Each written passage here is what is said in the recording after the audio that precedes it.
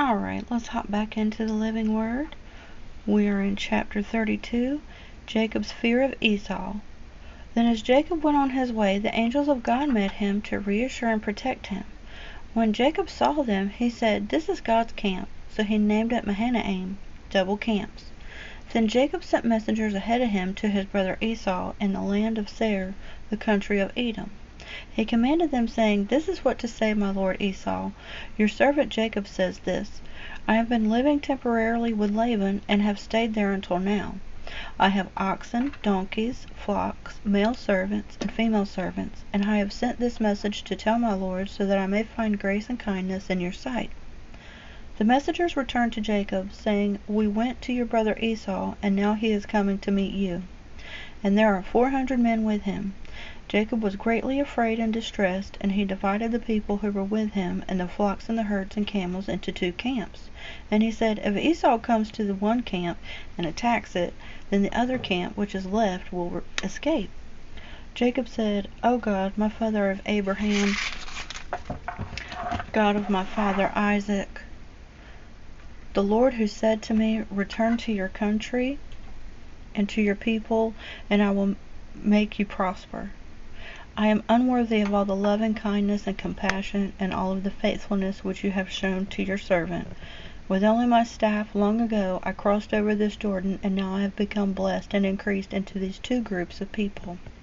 Save me, please, from the hand of my brother, from the hand of Esau, for I fear him, that he will come and attack me and the mothers with the children."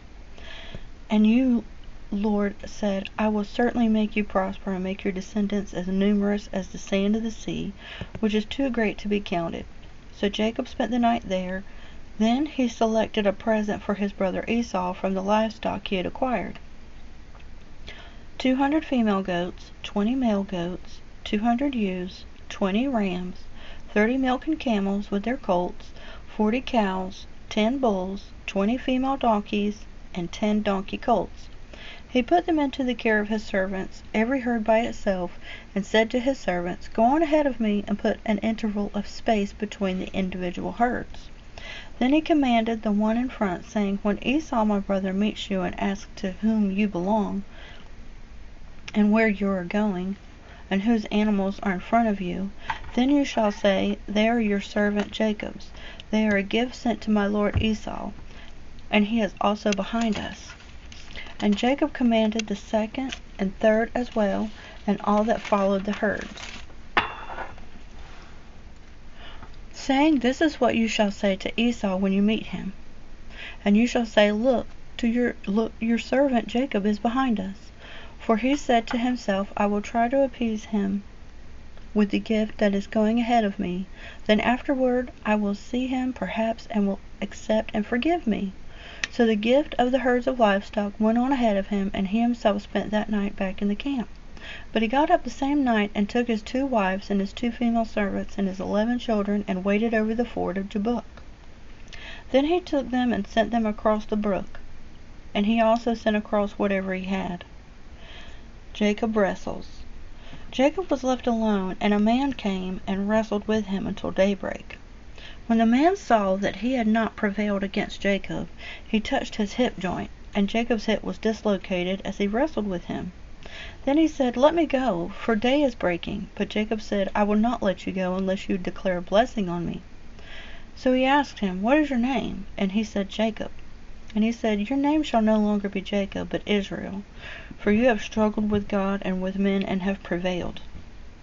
Then Jacob asked him, "Please tell me your name." But he said, "Why is it that you ask my name?" And he declared a blessing of the covenant promises on Jacob there. So Jacob named the place Peniel, the face of God, saying, "For I have seen God's face to face, yet my life has not been snatched away."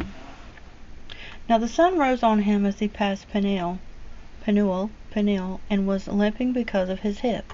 Therefore to this day the Israelites do not eat the tendon of the hip which is on the socket of the thigh, because he touched the socket of Jacob's thigh by the tendon of the hip. Jacob meets Esau. Then Jacob looked up and saw Esau coming with 400 men. So he divided the children among Leah and Rachel and the 2 maids. He put the maids and their children in front of Leah, and her children after them, and Rachel and Joseph last of all. Then Jacob crossed over the stream ahead of them, and bowed himself to the ground 7 times, bowing and moving forward each time until he approached his brother. But Esau ran to meet him, and embraced him, and hugged his neck, and kissed him, and they wept for joy. Esau looked up and saw the women and the children, and said, "Who are these with you?" So Jacob replied, "They are the children whom God has graciously given your servant." Then the maids approached with their children, and they bowed down. Leah also approached with her children, and they bowed down. Afterward Joseph and Rachel approached, and they bowed down. Esau asked, "What do you mean by all this company which I have met?" And he answered, "These are to find favor in the sight of my Lord." But Esau said, "I have plenty. My brother, keep what you have for yourself." Jacob replied, "No, please. If now I have found favor in your sight, then accept my gift as a blessing from my hand, for I see your face as if I had seen the face of God, and you have received me favorably. Please accept my blessing, gift which has been brought to you, for God has dealt graciously with me, and I have everything that I could possibly want." So Jacob kept urging him, and Esau accepted it. Then Esau said, "Let us get started on our journey, and I will go in front of you and lead the way." But Jacob replied, "You know, my lord, that the children are frail and need gentle care, and the nursing flocks and herds with young are of concern to me, for if men should drive them hard for a single day, all the flocks will die. Please let my lord go on ahead of his servant, and I will move on slowly, governed by the pace of the livestock that are in front of me, and according to the endurance of the children, until I come to my lord in Seir in Edom." Then Esau said, "Please let me leave with you some of the people who are with me." But Jacob said, What need is there for it? Let me find favor in the sight of my lord."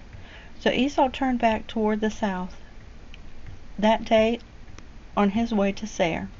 But Jacob journeyed north into Succoth, and built himself a house, and made shelters for his livestock. So the name of the place, Succoth, huts and shelters. Jacob settles in Shechem. When Jacob came from Paddan Aram, he arrived safely and in peace at the city of Shechem, and in the land of Canaan, and camped in front of the walled city. Then he bought the piece of land on which he had pitched his tents from the sons of Hamor, Shechem's father, for 100 pieces of money.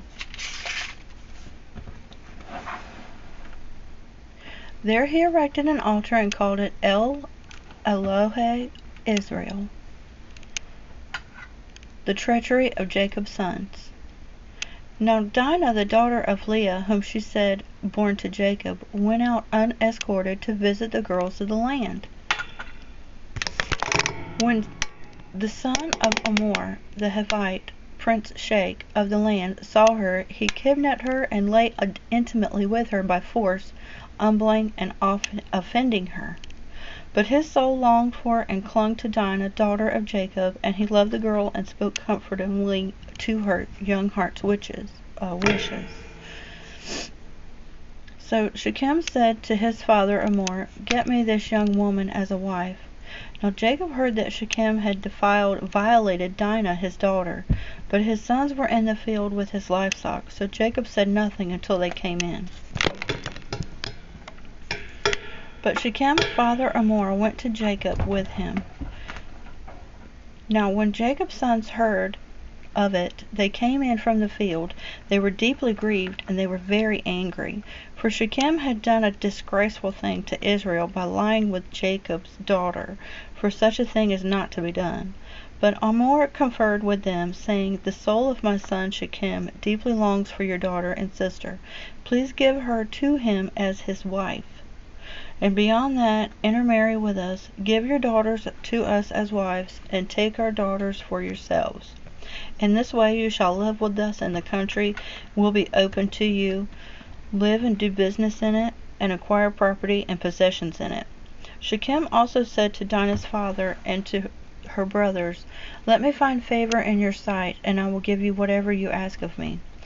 Demand of me a very large bridal payment and gift as compensation for giving up your daughter and sister, and I will give you whatever you tell me. Only give me the girl to be my wife." Jacob's sons answered Shechem and Hamor his father deceitfully, because Shechem had defiled and disgraced their daughter Dinah. They said to them, "We cannot do this thing to give our sister in marriage to the one who is not circumcised, because that would be a disgrace to us. But we will consent to you only on this contradiction: if you will become like us, in that every male among you consents to be circumcised, then we will give you our daughters to you in marriage, and we will take your daughters for ourselves, and we will live with you and become one people. But if you do not listen to us and refuse to be circumcised, then we will take our daughter Dinah and go." Their words seemed reasonable to Hamor and to his son Shechem. And the young man did not hesitate to do the required thing, for he was delighted with Jacob's daughter. Now he was more respected and honored than all others in the household of his father.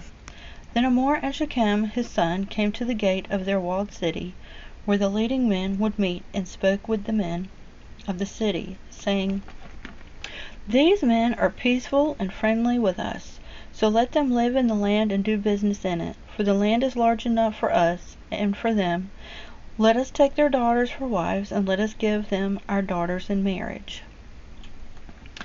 Alright, we'll stop right there at 21 and begin on 22.